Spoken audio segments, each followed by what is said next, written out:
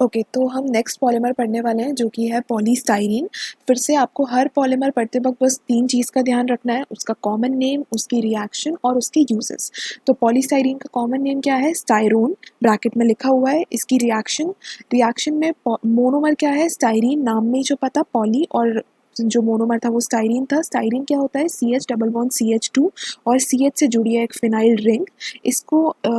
हम पॉलीमराइजेशन कराएंगे। पॉलीमराइजेशन होगा फ्री रेडिकल मैकेनिज्म से, जिसमें बेंजोइल परऑक्साइड यूज़ होगा, हमने पहले भी पढ़ा था, और हमको मिल जाएगा पॉलीमर। पॉलीमर कैसे बनाना है? बीच का डबल बॉन्ड ब्रेक करके, दोनों साइड एक एक बॉन्ड लगा के, ब्रैकेट में इनक्लोज करके, होल एंड करके हमें पॉलीमर मिल जाएगा। अब हम इसके देखेंगे यूजेस।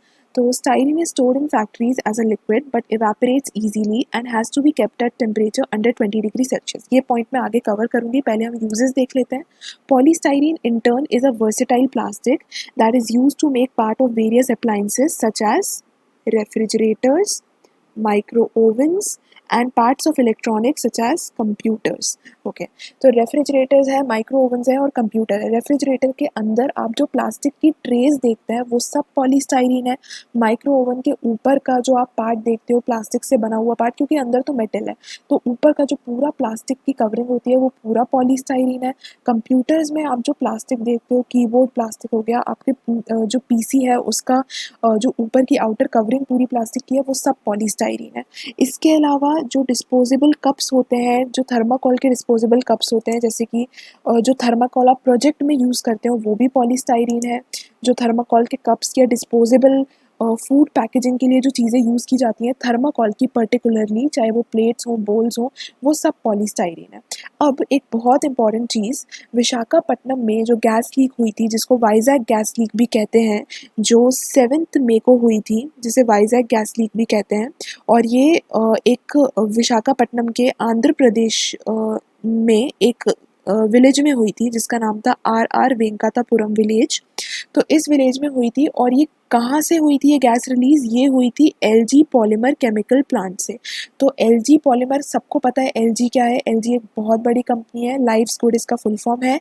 ये क्या क्या बनाती है? ये आपने LG के फ्रिज देखे होंगे, माइक्रोवेव देखा होगा, टीवी देखी होगी। तो इन सब में जो प्लास्टिक यूज़ होता है वो पॉलीस्टाइरीन से मिलता है। तो LG का जो केमिकल प्लांट था वहाँ पे बड़े बड़े टैंकर में स्टाइरीन गैस फिल्ड थी, और वो लोग टेम्परेचर मेंटेन करते थे 20 डिग्री सेल्सियस, ताकि जो स्टाइरीन है वो लिक्विड फॉर्म में रहे। लेकिन कुछ किसी चीज़ की वजह से वो टैंक फट गया, जिसकी वजह से वो स्टाइरीन लिक्विड, और ये किस तब कब हुआ? 7 मई को। 7 मई यानी गर्मी का मौसम, 40 डिग्री के करीब टेम्परेचर चल रहा था आंध्र प्रदेश में। तो जब ये टैंक फटा तो वो जो लिक्विड था सीधे उसको कौन सा टेम्परेचर मिल गया? 20 से सीधे 40 मिल गया। तो वो तुरंत गैस में कन्वर्ट होकर पूरी तरीके से फैल गया, जिसकी वजह से अराउंड 10 से 12 लोगों की डेथ हुई। बहुत सारे लोगों को रेस्पिरेटरी डिसीज़ हुए, कई लोगों को ऑप्टिकल डिसीज़ हुए, यानी आँखों में बहुत ज़्यादा कुछ कुछ डिसीज़ हुए। तो बहुत ज़्यादा लॉस हुआ था इससे ह्यूमन लाइफ का। तो ये वाइजैक गैस इस तरीके से रिलीज़ हुई थी 7 मई को, और ये किसकी वजह से? जो गैस थी वो स्टाइरीन गैस थी, और वो यूज़ किस में होती है? पॉलीस्टाइरीन प्लास्टिक बनाने में यूज़ होती है। अब हम एडिशन पॉलीमर पढ़ चुके हैं, अब हम पढ़ेंगे कंडेंसेशन पॉलीमर। एडिशन पॉलीमर्स हमने 5 पढ़े थे, अब हम कंडेंसेशन पॉलीमर्स के एग्जांपल देखेंगे। कंडेंसेशन पॉलीमर में हमको 2 पढ़ने हैं, पॉलीअमाइड्स पढ़ना है और पॉलीईस्टर्स पढ़ना है। पॉलीअमाइड्स वो पॉलीमर्स होते हैं जिसमें अमाइड लिंकेज होता है या अमाइड बॉन्ड होता है। सभी को पता है अमाइड बॉन्ड क्या होता है? CONH को हम अमाइड लिंकेज कहते हैं। तो जिस भी पॉलीमर में ये लिंकेज होता है उसको पॉलीअमाइड कहते हैं। एग्जाम्पल है नायलॉन 6,6। तो नायलॉन 6,6 क्या है? हमने पहले भी पढ़ा है। नायलॉन तो पॉलीमर का नाम है। ये 6,6 क्या रिप्रेजेंट करता है? ये रिप्रेजेंट करता है इसमें 2 यूज़ होने वाले मोनोमर। कौन से मोनोमर यूज़ होते हैं? एक तो इसमें एडिपिक एसिड यूज़ होता है, और एक इसमें हेक्सामिथाइलिन डायमीन यूज़ होता है। हमने पहले भी पढ़ा था, एडिपिक एसिड में 6 कार्बन होते हैं। हेक्सामिथाइलिन डायमीन, नाम से ही पता चल रहा है, हेक्सामिथाइलिन 6 मिथाइलिन है, यानी 6 कार्बन है। और एलिमिनेशन ऑफ वाटर मॉलिक्यूल होता है, क्यों? क्योंकि ये कंडेंसेशन पॉलीमर है। इसकी रिएक्शन हम पहले भी देख चुके हैं। हेक्सामिथाइलिन डायमीन है, एडिपिक एसिड है। हेक्सामिथाइलिन डायमीन में जो NH2 ग्रुप है उसका एक हाइड्रोजन निकल जाएगा, और ये जो OH ग्रुप है ये पूरा का पूरा निकल जाएगा। इस तरीके से वाटर का रिमूवल होता है और हमें पॉलीमर मिलता है। तो पॉलीमर में जो अगर आप ये स्टार्टिंग के साइड में देखोगे तो सिर्फ NH दिखेगा हमेशा, क्यों? क्योंकि NH का हाइड्रोजन हमेशा निकल जाएगा। और अगर आप CO के साइड देखोगे तो जो COOH ग्रुप हुआ करता था उसका OH हमेशा निकल जाएगा। तो पॉलीमर ऐसे ही बनेगा, बस NH का आप H निकाल दो, COOH का आप OH निकाल दो, आई मीन NH2 का H निकाल दो, COH का OH निकाल दो, ब्रैकेट क्लोज, होल N, आपका पॉलीमर रेडी है। इसी तरीके से आपको रिएक्शन लिखनी है। फिर इसके यूजेस की बात करें तो nylon 6 is a linear polymer. Linear polymer है। लीनियर पॉलीमर तरीके की स्ट्रेट चेन्स होती हैं, क्लोज पैकिंग होती है, जिसकी वजह से वेरी हाई टेंसाइल स्ट्रेंथ होती है इनमें। Nylon 6 is usually fabricated into sheets. Nylon की शीट्स बनाई जाती हैं and it is used in bristles for brushes. तो नाइलॉन की शीट्स कहाँ यूज़ होती हैं? नाइलॉन की शीट्स यूज़ होती हैं बड़ी बड़ी इंडस्ट्रीज़ में, मशीनों पर यूज़ होती हैं। तो बड़ी बड़ी इंडस्ट्री में जो बड़ी बड़ी मशीन्स होती हैं उनके अंदर जो पार्ट्स होते हैं वो सब मेटल्स के होते हैं, तो उनको नायलॉन शीट से कवर कर दिया जाता है। क्यों? क्योंकि नायलॉन बिल्कुल भी फ्रिक्शनलेस मतलब बिल्कुल भी फ्रिक्शन प्रोड्यूस नहीं करते, ये फ्रिक्शनलेस होती हैं। तो जब दो मशीन आपस में टकराती हैं, अगर वो मेटालिक है तो उनमें फ्रिक्शन क्रिएट होगा, हीट बहुत ज़्यादा जनरेट होगी, लेकिन नायलॉन शीट्स यूज़ करके फ्रिक्शन प्रिवेंट किया जा सकता है। फिर जो ब्रशेज़ होते हैं, आपने अपने लैब में भी देखा होगा, केमिस्ट्री लैब में इस टाइप के ब्रशेज़ से आप टेस्ट ट्यूब क्लीन करते हो, अलग अलग अपैरेटस क्लीन करते हो, और भी चीज़ों में काम आते हैं ये ब्रशेज़। इन ब्रशेज़ में ये जो आपको दिख रहा है, ये जो थ्रेड्स टाइप की दिख रही हैं, ये नायलॉन की थ्रेड्स होती हैं। सेकेंड पॉलीमर हम पढ़ेंगे नायलॉन 6। इसमें 6 क्यों यूज़ किया गया है? क्योंकि इसका जो मोनोमर होता है उसमें 6 कार्बन एटम होते हैं, और इसमें जो मोनोमर यूज़ होता है उसका नाम है कैप्रोलैक्टम। इसका हम स्ट्रक्चर देखते हैं। तो कैप्रोलैक्टम बेसिकली एक रिंग है। इस रिंग में कितने एटम है? 7 एटम है, जिसमें से 6 एटम कार्बन है और सिर्फ 1 एटम नाइट्रोजन है। ठीक है, और अब ये देखते हैं रिएक्शन होता कैसे। तो ये caprolactam ring, close ring structure होता है। तो क्या होता है, यहाँ से एक बॉन्ड ब्रेक होता है। बॉन्ड ब्रेक होता है तो हाइड्रोजन मिलता है इस साइड और OH जाता है इस साइड। ठीक है, जिससे क्या होता है, CO को OH मिल जाएगा तो वो क्या बनाएगा? COOH। NH को एक H मिल जाएगा तो वो क्या बनाएगा? NH2। तो इस तरीके से हमको ये जो आपको यहाँ पे ये कंपाउंड बना दिख रहा है, ये ल्यूसीन है। ओके, दिस इज ल्यूसीन, जो कि एक अमाइनो एसिड है।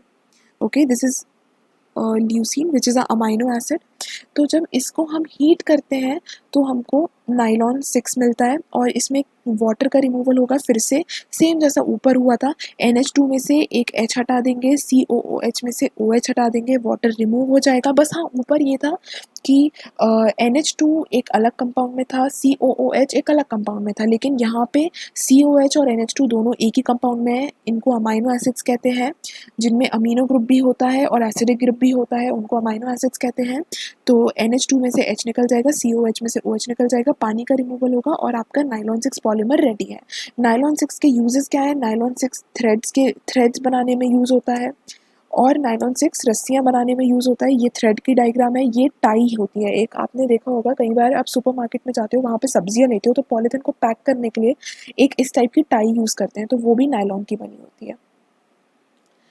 अब हम पॉलीईस्टर्स पढ़ेंगे, जो कि सेकंड टाइप के कंडेंसेशन पॉलीमर्स हैं। पॉलीईस्टर्स ऐसे पॉलीमर्स होते हैं जिसमें ईस्टर लिंकेज होता है। सभी को पता है ईस्टर क्या होते हैं? COOR होता है ईस्टर लिंकेज, या ईस्टर्स का फॉर्मूला COOR होता है। तो पहला हमारा पॉलीमर है टेराइलिन। ये हम पहली बार पढ़ रहे हैं, इसलिए इस पे ध्यान से फोकस करना। टेराइलिन को डेक्रॉन भी कहते हैं, कॉमन नेम हमें क्लियर हो गया है। अब हम इसका रिएक्शन देखेंगे। तो रिएक्शन में 2 पॉलीमर्स यूज़ होते हैं, इथाइलिन ग्लाइकॉल, ये भी हम पहली बार पढ़ रहे हैं। टेरथेलिक एसिड, ये भी हम पहली बार पढ़ रहे हैं। तो इथाइलिन ग्लाइकॉल क्या होता है?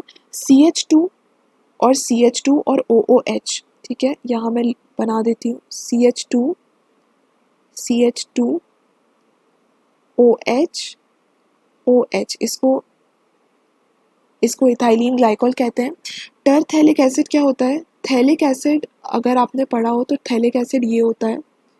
थैलिक एसिड में एडजेसेंट कार्बन एटम पे COOH ग्रुप होता है, वहीं पे जो टरथैलिक एसिड होता है उसमें पैरा पोजीशन पे COOH होता है। और इसमें होता क्या है, वही होगा रिमूवल ऑफ वाटर। ठीक है, तो कैसे होगा? जो COOH है टरथैलिक एसिड का, वो OH दे देगा, और इथाइलिन ग्लाइकोल जो है वो H दे देगा, यानी कि कुछ इस तरीके से पानी का रिमूवल होगा, यहाँ से सिर्फ H निकलेगा। ओके, यहाँ से सिर्फ H निकलेगा और इस तरीके से हमें पॉलीमर मिल जाएगा जिसको टेराइलिन या डेक्रोन भी कहते हैं। पॉलीमराइजेशन की कुछ कंडीशन है, वो 420 से 460 केल्विन टेम्परेचर पे होता है। ये एक कैटलिस्ट की प्रेजेंस में होता है जो कि जिंक एसीटेट और एंटीमनी ट्राइऑक्साइड का मिक्सचर होता है, इस कैटलिस्ट की प्रेजेंस में होता है, तो कंडीशन याद रखना भी ज़रूरी है। उसके बाद इसके यूजेस की अगर बात करें तो terylene is highly resistant to the action of chemical and biological agents. Its fiber are quite strong and durable. It can also be blended with wool or cotton. Okay, तो जब टेराइलिन जो है अगर उसको हम वूल में डाल देते हैं तो हमको टेरी वूल मिलता है, अगर उसको हम कॉटन में मिला देते हैं तो हमको टेरिकॉट मिलता है, अगर उसको हम सिल्क में मिला देते हैं तो हमें टेरी सिल्क मिलता है। तो क्वेश्चन उठता है कि टेराइलिन को हमने वूल, कॉटन और सिल्क में मिलाया क्यों? आपने देखा होगा कुछ कपड़े ऐसे होते हैं जिनको कितना ही मोड़ लें उनमें कभी क्रीज नहीं आती है, वो क्रीज रेजिस्टेंट होते हैं। जैसे कि कुछ टेरिकॉट की साड़ियाँ आती हैं, उनको कैसे भी फोल्ड कर दें उनमें कभी क्रीज नहीं आती है। कुछ ड्रेस मटेरियल ऐसे आते हैं टेरिकॉट के, टेरिकॉट हो गया या टेरी सिल्क हो गया, सिल्क की साड़ियाँ, टेरी सिल्क की साड़ियाँ कई ऐसी आती हैं जिनमें कभी क्रीज नहीं आती, क्योंकि जो प्योर सिल्क है उसमें क्रीज आती है, पर जो टेरी सिल्क है वो क्रीज रेजिस्टेंट है। क्यों? क्योंकि टेराइलिन क्रीज रेजिस्टेंट होता है। तो इनको इन सब फैब्रिक्स में इसलिए मिलाया जाता है ताकि वो क्रीज रेजिस्टेंट बन जाए। तो ये इसके एग्जाम्पल हैं, ड्रेस मटेरियल में इसको मिलाते हैं ताकि वो क्रीज रेजिस्टेंट बन जाए, रोप्स में इसको मिलाते हैं क्योंकि ये काफ़ी स्ट्रॉन्ग होते हैं, फिर जो सेल बोट्स के ऊपर आप जो कपड़ा देखते हैं वो भी टेराइलिन से बना होता है क्योंकि ये बहुत स्ट्रॉन्ग फाइबर्स होते हैं इसके, फिर बॉटल्स पे जो आप लेबल देखते हैं वो टेराइलिन का बना होता है, साड़ी मैंने अभी भी डिस्कस किया था वो भी टेराइलिन की बनी होती है।